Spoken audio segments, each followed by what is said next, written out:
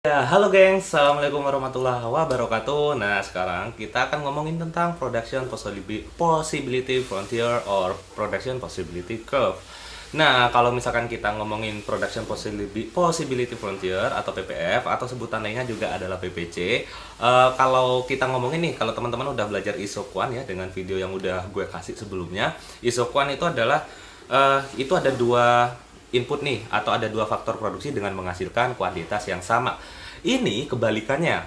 Jadi outputnya itu ada dua gitu. Outputnya ada dua, kemudian inputnya yang sama. Oke, jadi dengan misalkan tenaga kerja 10 nih bisa menghasilkan berapa mobil atau berapa motor. Atau misalkan dengan tenaga kerja 10 mesinnya 2 bisa menghasilin berapa motor, berapa mobil. Misalkan aku contohin itu Honda gitu loh.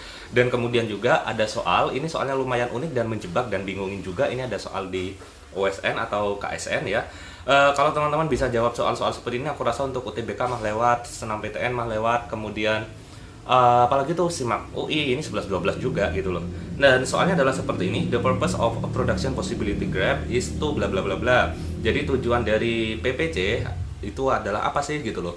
Di sini ada poin A, enable a country to mobilize to win a competition. Yang B, keep an economy from having non-productive workers. C, make the least costly use of its resources. Yang D, make it possible to increase an economist input. Yang E, so alternative ways to use an economist resources. Nah, so dari poin A sampai E itu jawabannya yang mana? Nah, sebelum menjawab ini soal gitu, sebelum jawab soal ini nih teman-teman wajib nyimak ini dulu biar nggak terjebak men. So, let's get started guys.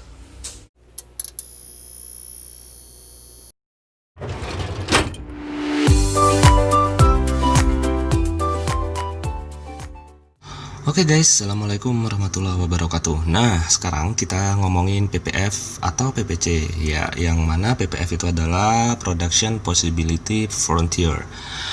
Nah, PPF merupakan suatu grafik yang menunjukkan dua kemungkinan produksi atau kemungkinan produksi dua komoditas. Oke. Kemungkinan produksi dua jenis komoditas. Nah, jadi yang diperhatikan dengan apa? Jadi dengan ada syarat ada dua doang gitu loh guys. Nggak susah-susah juga kok gitu loh. Ini kebalikan dari isokon dan isokos yang kita bahas sebelumnya. Nah, kalau misalkan kita ngomongin PPF nih gitu loh. Kita ngomongin PPF berarti di sini adalah dua barang atau dua jenis komoditas. Dua jenis barang. Syaratnya. Dan syarat yang kedua dari PPF itu sendiri adalah faktor produksinya itu tetap atau sama.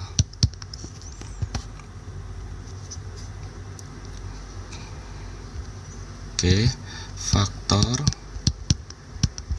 produksi sama. Nah, ini nih yang harus ditekanin gitu loh. Berarti produksinya dua jenis barang dengan faktor produksi yang sama.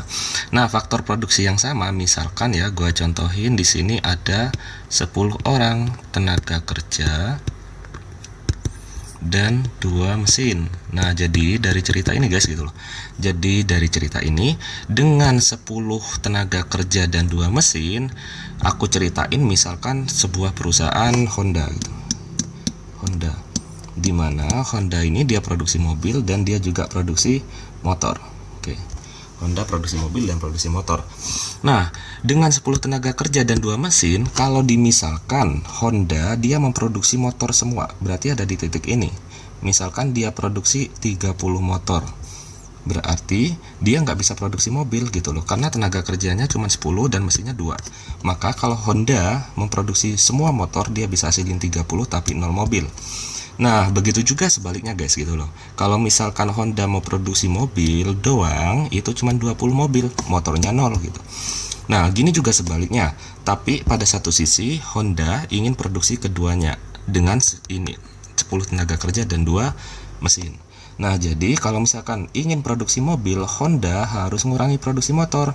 Misalkan dikurangin jadi 25. Oke, misalkan dikurangin jadi 25. Oke, kalau dikurangin jadi 25, maka secara otomatis produksi mobil dapat dilakukan. Misalkan 10. Oke ya, misalkan 10 nih. Nah, kalau misalkan ingin nambah produksi mobil nih jadi 15 misalkan gitu loh. Maka secara resikonya harus mengurangi jumlah produksi motor sebanyak 20. Nah, inilah yang disebut kurva atau PPF, Production Possibility Frontier, atau kurva kemungkinan produksi. Katakanlah 25 motor dan 10 mobil itu titik B, oke. Sedangkan 20 motor dan 15 mobil katakanlah titik C. Sedangkan untuk produksi motor secara keseluruhan tanpa memproduksi mobil, kita kasih nama titik A. Dan begitu juga sebaliknya, untuk produksi mobil tanpa produksi motor, kita kasih titik D. Oke guys. Nah, kemudian untuk hal ini, maka di sepanjang kurva dari titik A, B, C, D. Nah, inilah yang disebut terjadi efisiensi dalam penggunaan sumber daya produksi atau faktor produksi yang 10 tenaga kerja dan 2 mesin. Nah, gimana nih kalau misalkan ada titik baru di sini, titik E. Nah, bisa kita lihat kalau di titik E, produksinya motor sebanyak 20, mobilnya sebanyak 10. Apakah ini efisien? Nah, titik E itu nggak efisien. Titik E nggak efisien. Kenapa gitu kan? Nah, kenapa titik E nggak efisien? Karena kita di sini produksinya 20 motor dan harusnya kita bisa produksi 15 mobil, tapi malah produksinya hanya 10 mobil. Nah, padahal kita mampu untuk produksi 15. Itu kenapa titik E itu nggak efisien. Maka efisiensi terjadi di sepanjang kurva. Begitu juga sebaliknya guys gitu loh.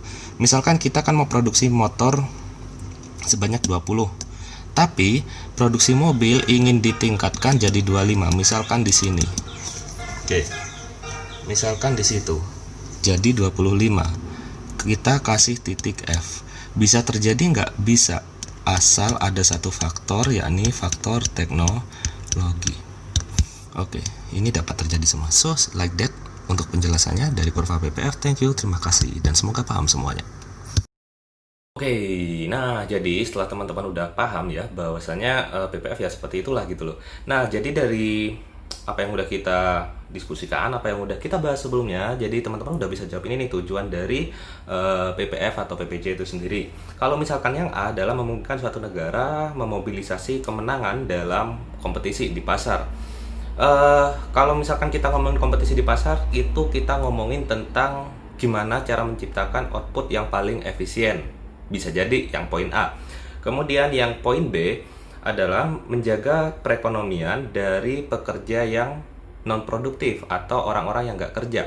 Sedangkan kita tahu syarat dalam PPF adalah semua pekerja itu asumsinya adalah semuanya full employment gitu loh, atau bekerja secara penuh semua. Kemudian dengan menghasilkan beberapa itu. Tapi kalau misalkan di contoh tadi ada titik yang ada di dalam paragraf itu, berarti tenaga kerja ada yang nggak kerja secara penuh. Nah, tujuannya PPF itu gitu loh. Berarti jawabannya yang poin B. Kemudian yang CDE kenapa salah? Kalau misalkan kita make the least costly use of its resources atau membuat tenaga kerja yang paling murah dengan biaya yang paling murah, itu kita ngomongin tentang ISO cost. Kemudian make it possible to increase an economy's input. Di sini membuatnya memungkinkan untuk meningkatkan input dalam ekonomi. Dalam hal ini ya, untuk peningkatan input itu nggak dibahas di sini juga gitu loh, di PPF juga. Input dalam PPF itu tetap gitu, nggak berubah. Ketika kita ngomongin 10 tenaga kerja, 2 mesin, ya udah itu yang digunakan. Nah, kalau misalkan produksinya di bawah atau di bawah kurva tadi, kurva PPF, maka ada pekerja yang nggak produktif di situ. Nah, kemudian tetap jawabannya yang poin B. Yang poin E, so alternative ways to use an economy's resources. Jadi menunjukkan bagaimana cara menggunakan sumber daya ekonomi itu ada di isokuan juga.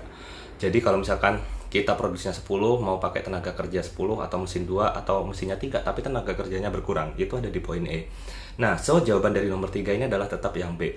Oke ya, jadi aku tekanin lagi, kalau misalkan sepanjang kurva itu kan efisien, semua pekerja kerja dengan penuh, misalkan 5 mobil 10 motor.